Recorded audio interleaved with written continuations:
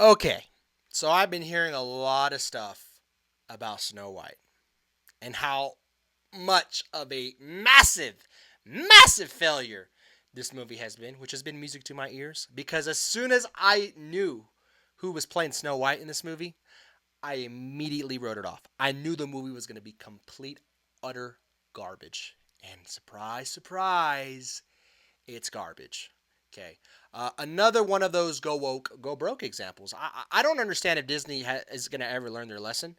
But we're clearly seeing that people are tired of this crap. They're tired of these kinds of people in Hollywood. They're just tired of it. They're tired of this woke garbage, and it's evident because nobody's watching this movie. And when liberals don't get their way, things don't go their way, then they completely foam at the mouth, lose their mind, call everybody racist and bigots and fascists and all the common names that they don't know the definition of. So let's go ahead and watch this video that's going to be music to my ears of how Rachel Zegler is completely losing it after her movie flopped.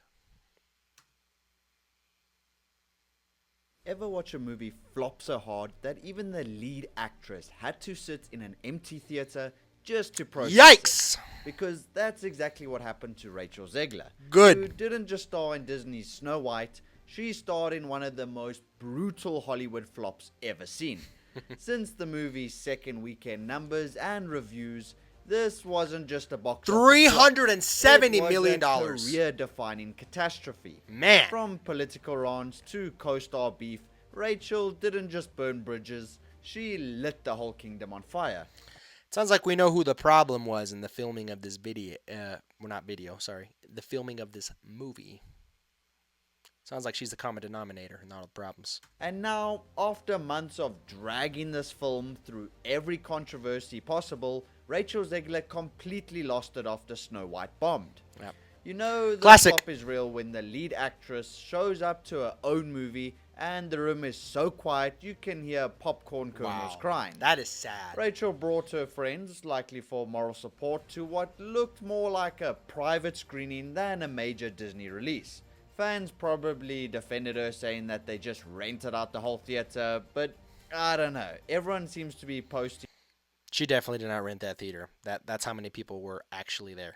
videos of empty theaters. Even when I was forced to go watch, there was no one there. And Rachel also filmed themselves buying the tickets, so yeah, this is just embarrassing. And That's embarrassing. That look of like, why is there nobody else here coming to see the movie? Why is it just us? Because it's just you. Because nobody wants to see it. Instagram caught it all, turning what should have been a celebration into meme material. These videos just gave off the "hey guys, come watch me tank my career in 4K" vibes. Like, you know when someone tries to embrace the controversy, acting like they're in on the joke to make it seem cool or de-escalate the backlash? Yeah, that didn't work here. It just made Nope. the whole thing It even did more not. laughable. So now after the movie's second weekend, let's talk numbers because they are painful. Snow White reportedly cost Disney $370 million That is a to lot make of money. and market. A lot So of money. we're nearing $400 million spent trying to rebrand Sounds a like beloved Concord. classic into a modern morality tale. And in return for that $370 million, what did they get? A $43 million opening Ooh. and audience walkouts. Even Dumbo outperformed People this, walking and out. That elephant Dumbo outperformed this movie? Are you freaking serious? Dumbo, you're gonna let an elephant outperform you? literally flew away from theaters. So in its second weekend, Snow White experienced a steep 66% decline in ticket sales, bringing in 14.2 million and falling to second place behind the action film A Hard-Working Man, which, by the way, had 1,000 fewer theaters Ooh, and no massive 1,000 name like Disney less? behind it. So Wow, dude. just let that sink. That's bad. That is bad. The fact that as big as a company that Disney is, okay, Disney is one of the biggest companies on the face of the planet. Like every single kid in America knows what Disney is. And the fact that this action movie that had 1,000 less theaters did not have Disney's name behind it, it outperformed Snow White, which here's the thing that people don't understand. Snow White is one of the most iconic films of all time. The original was revolutionary for its time. It was revolutionary in the world of animation. That movie made Disney into what Disney is today. If that movie did not hit like the way that it hit in 1937, if it was not revolutionary, Disney probably would not be the company that it is today. Let that sink in. Snow White is what pushed Disney over the top. That's what made them Disney. And they're spitting on what made them what they are. That sink in. A simple action movie outperformed Disney's most iconic fairy tale, which had been out for 2 weeks, compared to A Working Man that's only been out for 1. Wow, Even that's the even worse, Chosen dude. Last Supper, with half the amount of theaters, almost surpassed Snow White. But if we look at the income per theater average, both movies outperform Snow White. That's bad. Look at that. Per theater, the movie's making these other two movies that do not have the name of Disney behind it, nor are they as iconic as this story is, outperform this movie per theater. And Wow. then with Minecraft coming out next week, yeah, no, Snow White's done. Yeah, it is done. Because at the time of me filming this, I'm kind of late to the party, but Minecraft came out this past weekend, and it is a complete phenomenon. Like, everybody's talking about it. So, as of March 30th, 2025, the film's cumulative gross stood at approximately $66.9 million in the United States and Canada, with an additional $75.8 million from other territories, totaling around $142.8 million worldwide. So, it's official, Snow White bombed, because never mind breaking even, analysts believe the movie will make a loss exceeding $100 million. But to add insult to injury, the movie also tanked its IMDb score, going down to as low as... I guarantee you all the legit movie reviewers, they're all probably liberals, and they're probably like, oh my gosh, the movie was so great, the movie was so awesome, it's a must see, you gotta go see it. And normal ordinary people are like, no, the movie's garbage, the movie is absolute trash. as 1.5 out of 10 at a point. That's not just bad. That's should we delete this movie from history bad. Yeah, and it should be deleted from history. And this is the same studio that made the Lion King remake a billion-dollar hit. Yet for Snow White, entire theaters were empty. People were posting seat maps with more blue than an ocean. Music to my ears. Which is kind of ironic because before the premiere, Rachel proudly declared people would wait in line to see her movies, and well, that aged brilliantly. That at every I guarantee you there was more people lined up to go to the bathroom than to go see Snow White. premiere and everything I do, people will wait in line to see. Yeah, When you talk like that, do you not realize how stupid, how retarded you sound when you say crap like that? They're all like, oh my God, Trump is such a narcissist. That is the most narcissistic thing you could have ever said. Everything that I do, people just line up to come see it. No, they line up to go to the bathroom because they're bored to death, because your movie is complete garbage. Like, when are these people going to understand that? That people think that, oh yes, people they're just waiting to come see everything that I do. Shut up. You sound so retarded. yeah, they waited in line alright to buy tickets to anything but Snow White. So when that video resurfaced, it was like the universe dunking on her in 4K. Because the problem is, Rachel Zegler didn't just act in the movie, she talked it into the ground. She called the original 1937 version Weird. Drag the Prince Weird. That's what all liberals say about conservatives. Weird. JD Vance is weird. for being a creep and said the story needed fixing. Reality It indeed did not need fixing, because if it's not broken, don't fix it. You ever heard of that logic? is that the cartoon was made 85 years ago, and they're Yeah, and it made the company that you're working for what it is now. It's the most iconic Disney movie, one of the most iconic Disney movies, actually one of the most iconic films, period. It was revolutionary in the film industry. for it's extremely dated.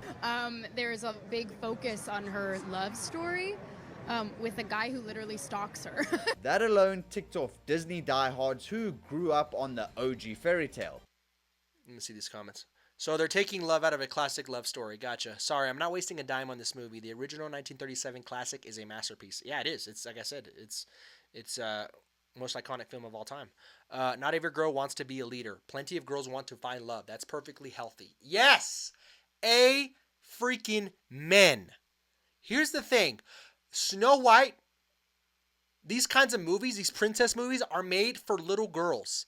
And when these little girls watch these movies, they dream of one day that being them. Them finding their Prince Charming, finding a male that wants to take care of them, because that is natural. That's how God created us to be.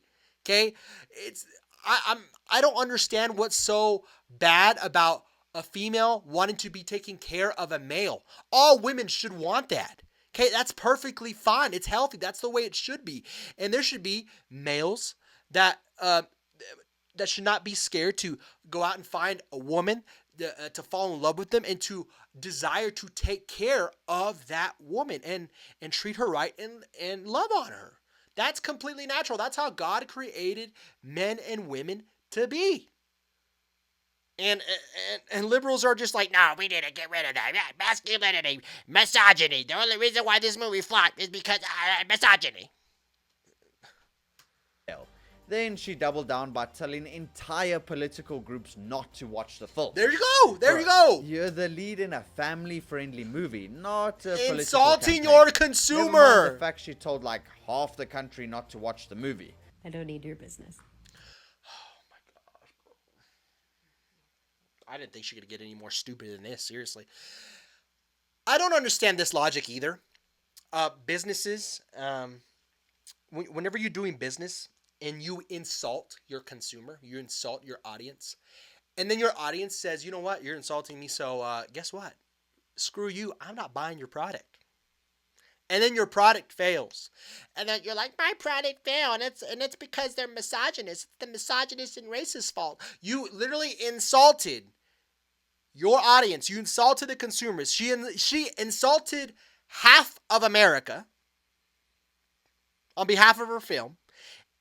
And now people are going to be surprised that the movie flopped. Like, I don't see the logic here. This has been happening in video games as well. Video game developers, whenever their video game flops and they're like, oh, the video game flopped because the gamers are just racist and they're misogynist. You're literally insulting your consumer. How do you expect to make how do you expect to do business? And literally Rachel Zegler in this video, she's all, I don't need your business. Well, guess what? People don't have to give you your business. If you say that, I don't need your business, guess what? People are like, well, that's more money in my pocket. I don't have to waste on this stupid garbage. Gosh, man. Oh, Thanks. But I guess they listened. So yeah, they did. There's nothing wrong with having political opinions, but she could have kept them separate from an iconic family-friendly movie. Exactly. And obviously by now we all know about the tension between Rachel Zegler and Gal Gadot, resulting in Disney having to beef up Gadot's security after receiving so many hate and death threats following Rachel's post. But things got even worse when Rachel made a weird comment about Gal being a pageant queen and then skipped her entirely in a sentimental Instagram post thanking the cast. Notice how that guy's wearing a mask. I don't know if this was during COVID or not. I don't know. It could have been. Yeah. Coincidence or shade, you decide, because after I can already tell what that atmosphere was when filming that movie. all of this, I wouldn't be surprised if Gal Gadot has a slight smile on her face after all the backlash Rachel Zegler's facing. Because by this point, Disney's PR squad was putting out fires like it was a full-time job. They reportedly brought in a social media guru to manage Rachel's posts, but that was like trying to babysit a tornado. She had already gone viral for bashing the original, insulting fans, and dragging her movie through a wave of controversy. You know it's bad when the producer has to personally fly out just to have a one-on-one about your actions. That's crazy. That's crazy. The fact that the producer has to go out, has to fly out and be like, hey, You need to stop. You need to stop. This movie's gonna. You're making the movie look very bad. You're making the company look very, very bad. Stop. Even Spielberg reportedly raised an eyebrow at how off the rails it had gotten. Things were so Well, yeah, because they've already seen how much the rails have already gone off with previous movie failures. I mean, the whole woke go broke thing has been a thing for a couple years now. I mean, I think Spielberg might be the CEO of Disney, if I'm not correct, if I'm not mistaken. Yeah, he knew the direction that this was going in. And I guess she made an apology. She made an apology for the election post. Oh yeah, because she insulted half the country. I forgot about that. so out of hand, Rachel had to make an apology post, which was so out of character for her, it might as well have had Mickey Mouse's signature at the bottom. But fans weren't buying it, and the damage was done. Now, of course, actions have consequences, so it seemed like Hollywood started ghosting Rachel. She was allegedly set to voice a character in Toy Story 5. Cut. Not Rudy happening. to star in Pirates of the Caribbean. Gone. Not Horror happening. trilogy with Blumhouse, well, not anymore. Not happening. Because it seems that nobody wants to work with someone who brings more drama than box office receipts. And I'm glad. I'm glad that some companies are finally like, you know what? Well, Disney too with their next movies. There needs to be more of that. If you're gonna have somebody that is gonna be complete drama, that is going to insult your audience, that's gonna tell your audience, yeah, I don't want you to come see this. I don't want your business because I don't like your political belief. Listen, money talks. Money talks. People are going to be like, you're making us lose money. Shut up. Receipts. But after the flop, Rachel posted how Snow White was life-changing and emotional for her. But between the empty theater posts, awkward online silence about Gal Gadot, and endless damage control, the meltdown was basically complete. Yeah, that post was probably like, you misogynists. She's probably saying that now that her movie freaking bombed. The film is now used as a punchline for Disney's identity crisis, and Rachel Zegler, who once seemed destined for stardom, has become a walking example of how fast Destined for Hollywood boredom. can turn on you when you mix ego, politics, and a $370 million fairy tale. It's Hollywood, baby. So, from It is Hollywood. And notice this. The woke mob will eat each other alive. There's cannibalism that happens within the woke mob, if you haven't noticed. As soon as one disagreement happens within the woke mob, oh, you'll be exiled. You'll be excommunicated from the mob. picking fights with fans to creating co-star tension and watching her own movie in an empty theater, she didn't just have a rough press tour. She spiraled into a full-blown public disaster. Because right now, Rachel is the lead in a film that's been buried under memes, fan backlash, and studio regrets. So let me know in the comments, is this the end of Rachel Zegler, or does she have a shot at redeeming herself after this royal disaster? But until next time, remember, a fairy tale ending doesn't always come with a happily ever after, especially if you're Rachel Zegler. Peace. Music to my ears. Music to my ears. And you know, this ideology is being phased out. Like I said, we've seen a shift in the culture ever since the election. People are tired of this crap. People are absolutely tired of this garbage. And I hope that if companies keep doing this, if companies keep putting this woke garbage out, I just hope that people keep voting with their wallet, and people keep making their statements by not supporting these companies. And whenever these companies lose money, then they backpedal on what they're doing.